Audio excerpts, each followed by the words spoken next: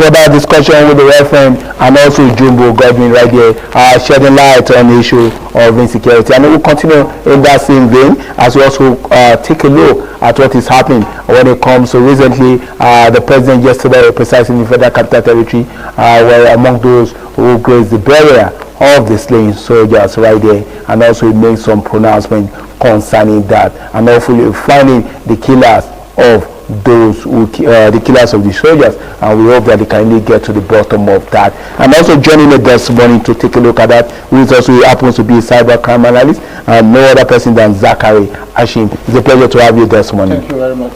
Yeah, I know while you're in the studio, you also listen to this discourse coming from our Benin Network studio right here, and also brings to light what we are talking about insecurity in the country right there. You are aware yesterday, the body of these things that were laid to rest, and the president insisted that the killers must be brought to book.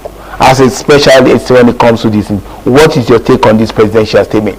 Well, I want to first of all thank the president for creating time, despite his tight schedule, to make it physically present in giving these officers a befitting burial. I think this is the first time in the history of this country we are getting such kind of encouragement from the president. And this shows that the president is concerned about the security architecture of this country. And this gesture demonstrated by the president has set an encouragement for other active servicemen that at least they are being honored, they are being valued by the president. So other officers too wouldn't mind giving their lives for this country if they can get such kind of a befitting burial. You had the pronouncement of the president saying their entitlement should be released to their family in less than 90 days. Not in the case when someone died for the nation, he spent 3 years, 4 years without getting his entitlement. Even the officers get demoralized. But the actions of the president speak loudly, and the president also made some financial commitments, including taking care of their responsibilities. These are what we call insurance packages. If I have the insurance that at the process of serving my country, if I die, there is a provision that the country can take over my affair, which are my immediate problems. I will give more priority, give my life for the benefit of the country to survive. So I want to commend what the president has demonstrated, and I am sure it has gone big well in the minds of our servicemen to add to their morale and tell them that the president is with them and their service to the nation is not in vain. So this will definitely interpret to see more encouragement from the military and other security apparatus. So I want to commend such gesture of the president, because in anywhere there's no appreciation, you always get demoralized. Anywhere there's no value, you always get less. But the president has made a very bold commitment, which the armed forces will take as a very serious business. The death of the soldiers brought to light so many issues within the communities across different parts of Nigeria. We know about some things that have happened in the past, the OD massacre, the Baramatu issue, and so many things, and the reprisal attack. But in this case, the president is trying to ensure that we don't have the kind of scenario that happened many years ago. But despite that, what does it say about proliferation of arms among people who are not entitled to it? Because for that dastardly act to have been carried out, some people are also have access to weapons they have no business. What's your take on it? You see, first of all, I condemned the incident that happens in Delta State, in that community. And I condemn any attack on the life of any serviceman in this country. But there is something that we have still not taken to record. I don't know if the government are not aware.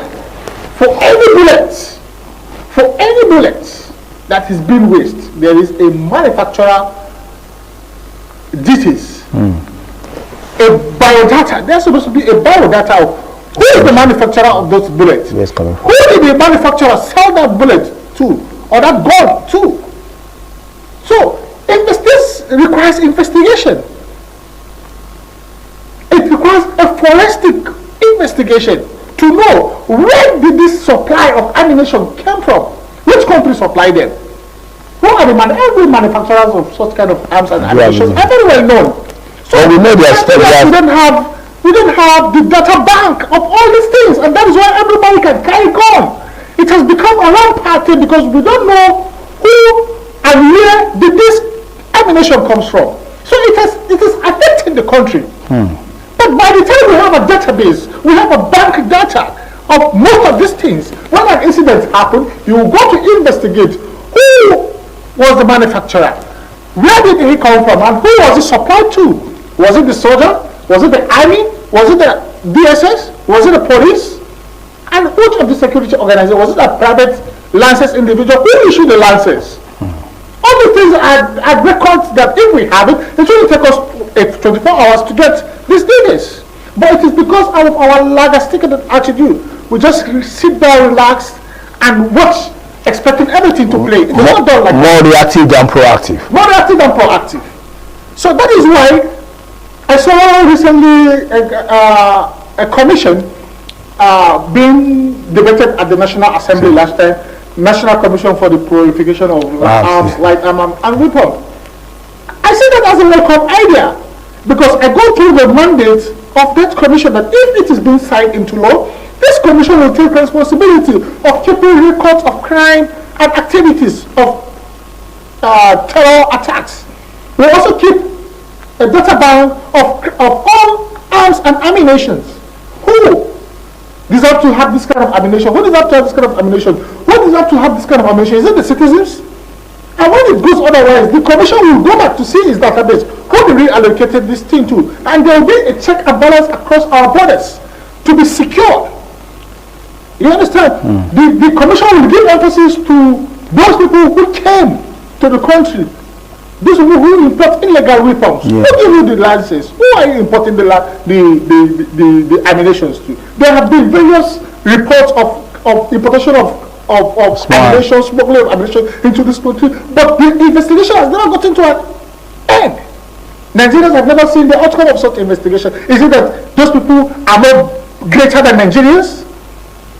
But that brings us to an issue. The attitude of government towards this, towards curbing this, because we also are aware of the plan by the president to appoint a retired DIG as coordinator for small arms under MSC Center for illegal arms and current MSC. So it's also a retired AIG. How do you just approach? Does it show that the government is serious when it comes to this? We really want to get to the bottom. Well, for me, I don't think the government is serious towards giving a drastic approach to proliferation of arms and ammunition in Nigeria. Okay. With my following reasons. Okay. That is just a center in the office of the National Security Advisor, who someone who I respect so much. Is one of the finest police officers produced in this country.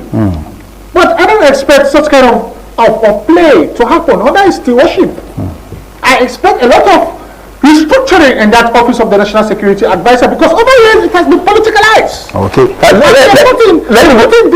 nothing fruitful that will come out of any settings that is being politicalized. Okay. So this morning on ITV, I was talking about some of the major issues preventing insecurity and also talking about counter-terrorism right here. Before we enter that commercial break, we were talking about this challenge and now we can be able to curtail this. So looking at it from that angle, what's your take on this? Well, just like I see, there's a difference between a center and a commission. And their scope of operation is different. But I expect the National Security Advisor to harmonize and see that this commission got the light of the day in the National Assembly and been given answers by the President. Because the commission, even the center is a department in the commission from the law, from the bill that is being passed by the National Assembly. Just like you are aware, the 9th Senate passed that bill. But the former President Muhammadu Buhari refused to give answers to that bill. So, I see no reason why operating a center when there is already a bill before the National Assembly for a commission. What I expect was for the executive arm of government to take that bill as an executive bill to give it speed passage. that bill will address the rate of unemployment in Nigeria. As I am telling you, statistics shows that commission has over 2,700 volunteers across the country that are giving their service free of charge to this country. And when there are people that have such kind of versatile experience in checking prolifications of arms, of ammunition in the country, well, the president needs to step it up to encourage them. Give that a commission. Let there be a commission for the proliferation of arms and ammunition in the country. Okay. But by that, you are also losing the status of unemployment rates. Don't we know that the rate of unemployment also contributes to the factors of insecurity in Nigeria? We know the security apparatus are short of manpowers. This commission too will also support the space within the Security Council. So I expect such kind of bill should be given a speedy consideration.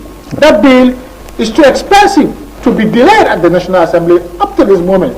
Okay. You see, everybody, arms now has become like buying pure water in the market. Everybody carry arms and ammunition. Go to Sokoto, go to Zamfara villages and see what is happening there. Everybody manufacture arms and ammunition. Okay. People managing on self-defense, committing terror attacks in Nigeria just because there's no check and balance. Nobody checks where this ammunition come from. Nobody checks who supplied this ammunition. If it's being sourced by if it's being sabotaged by servicemen, soldier, police, who are the people responsible for this? Nobody check. The last time in Bauchi, I saw a scenario where a police officer sold an ammunition to a civilian to use to commit a crime.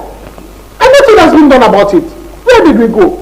Okay, but let's take a look at the way recently the president set up appointed Laka as the man for to head the commission for counter-terrorism. They will take us to where the other we want to be.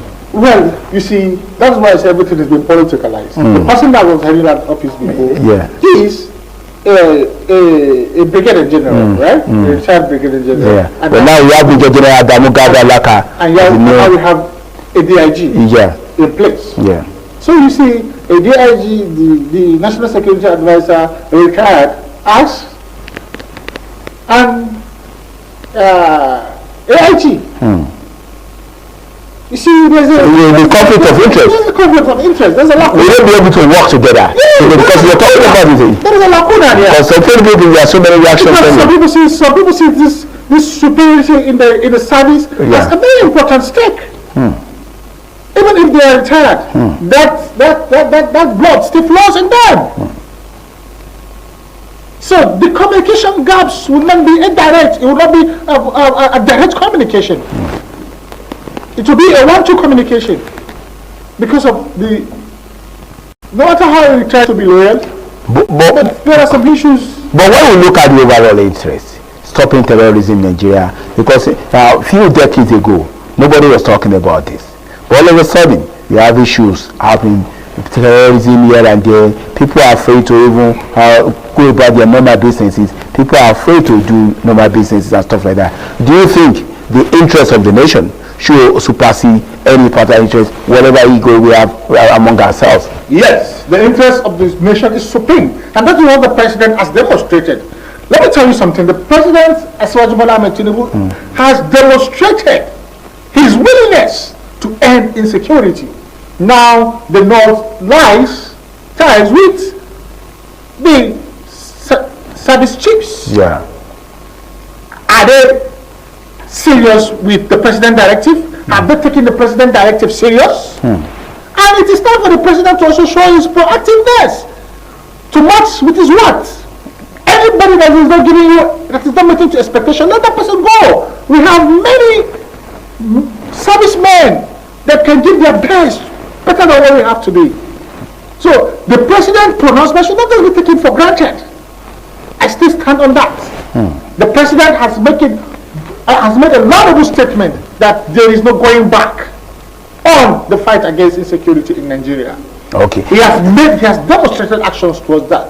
And that is the first step that is required. Next is for the service chiefs to take it up. I'm not saying they're not giving their best, but their best is not enough, probably. Yeah, okay. But let's take a look at the recent release of kidnapped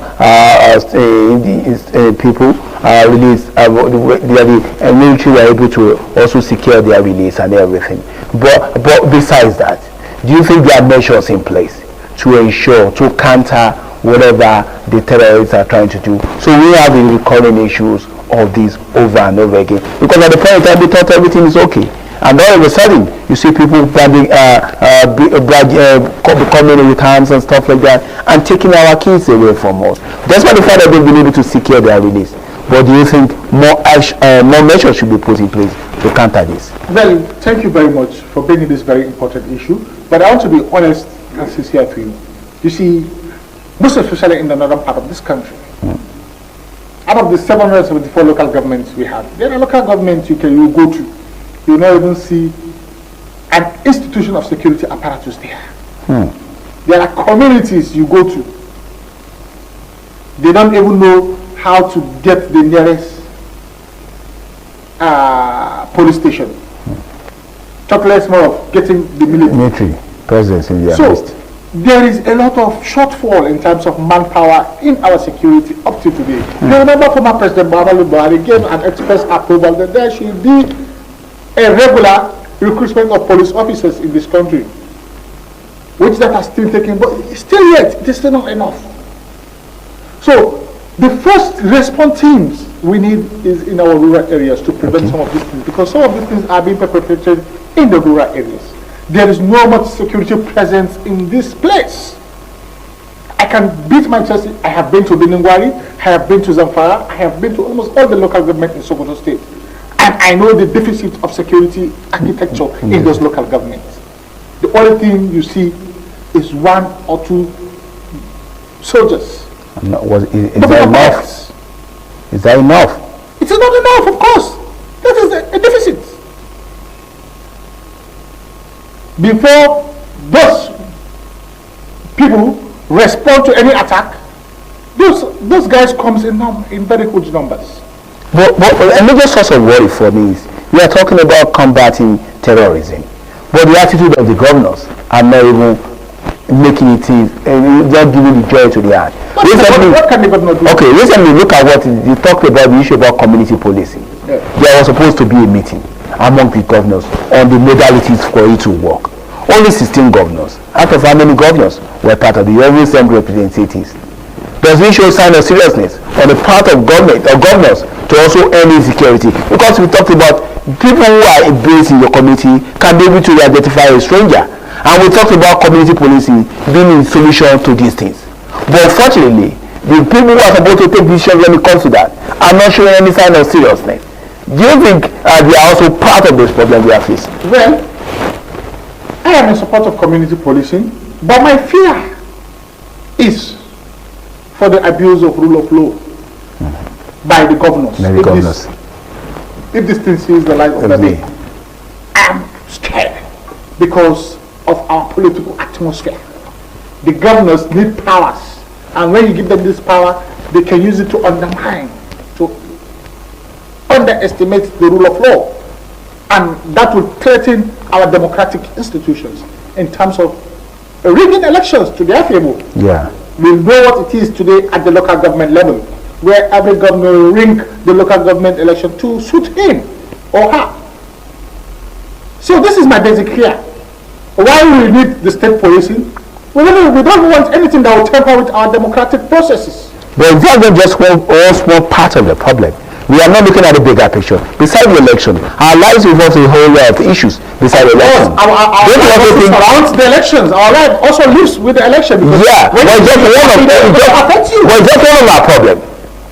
What about the other issues? Don't you think the governor should also take more decisive steps? So that's why I felt in the creation of the state police, the president must have to be technically conscious of some of the things he put in table. Okay. So as posterity will be kind to him. But you will be an expert. Is there a way, even if we are going to put up a state policing or community policing, there is a way we can be able to limit the influence of governors when it comes to that? Yes, I agree with you. There is a way, of course, we can limit the power, but big governors are clamoring for power. They want to be the true chief security officers of the state. But if you give them that, many governors will misbehave. We have seen a situation where a governor, even when there was no law to that, a governor has banned a former governor from entering the state. He has denied him his fundamental rights. You see his taxes like that. Within the state. So imagine if such kind of governors are given power tomorrow. We saw the case of Ganduje and Kwankwaso. We saw what is happening in River State during Wike, where he banned even former governors from coming to the state. So this kind of people, if they get power, what will happen? They can even ban the entire state for nobody from going out or coming in to the state. This is against our fundamental rights. It's a clear violation. So what I am clamoring for is, while the state policing is very important, we also need the commission for the proliferation of arms to work along with us, because they will work hand in hand in checkmating these things at the grassroots. And yet, the NATCO are supposed to have representatives across the states of the federation. Of course, the structures are, there's a national, there is a zonal, there is a state structure, and there's also a local government structure, even down to the roads. So these are grassroots representative security security outfits, that if been implemented, it will go a long way. Because whether we like it or not, the only thing these bandits or these things carry, they have ammunitions.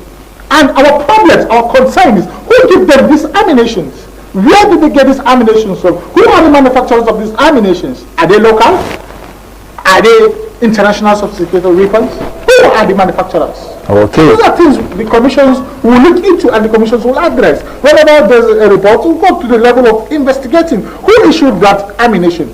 Where did the ammunition come from? These are questions Nigerians need to know. I must say big thank you to you, Zachary Hashim, for joining us this morning and shedding light on ways to really counter-terrorism, to really be able to counter terrorism, and also looking at the instruments that can be used by government. Let's hope that government can really take criticizing local outcome and be able to help in checkmating the proliferation of arms and several challenges that we are facing in the country right here. And that will form this discussion segment on issues related to security and counter-terrorism.